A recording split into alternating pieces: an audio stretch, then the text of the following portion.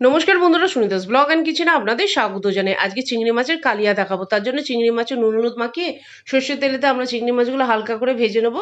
চিংড়ি মাছ তুলে ওই তেলেতে আমরা লম্বা করে কেটে রাখা আলুগুলো দিয়ে দেবো, দিয়ে কিছুক্ষণ নেড়ে পেঁয়াজ ও রসুন বাটা দেবো, দিয়ে নেড়ে নিয়ে নুন ও হলুদ দেবো, দিয়ে আমরা কিছুক্ষণ নেড়ে নিয়ে চাপা দিয়ে দেবো যাতে আলুটাও সেদ্ধ হয়ে যায় ও মশলাটাও ভাজা হয়ে যায়।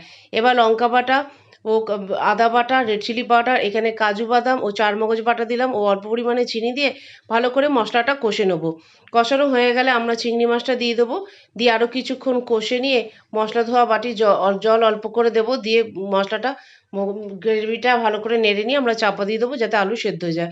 এবার পরিমাণ মতো ঘি ও গরম মশলা বাটা দেবো, দিয়ে আমরা আরও কিছুক্ষণ নেড়ে নিয়ে আলু সেদ্ধ হয়ে গেলে নামিয়ে নেবো। আমরা তো অনেক মালাইকারি খেয়েছি, একবার এইভাবে কালিয়া করে খেয়ে দেবেন, অসাধারণ খেতে লাগে। আমাদের কালিয়া রেডি, আমরা এবার সার্ভ করে দেবো। বন্ধুরা, ভিডিওটি ভালো লাগলে লাইক শেয়ার কমেন্ট করে পাশে থাকবেন। ধন্যবাদ বন্ধুরা।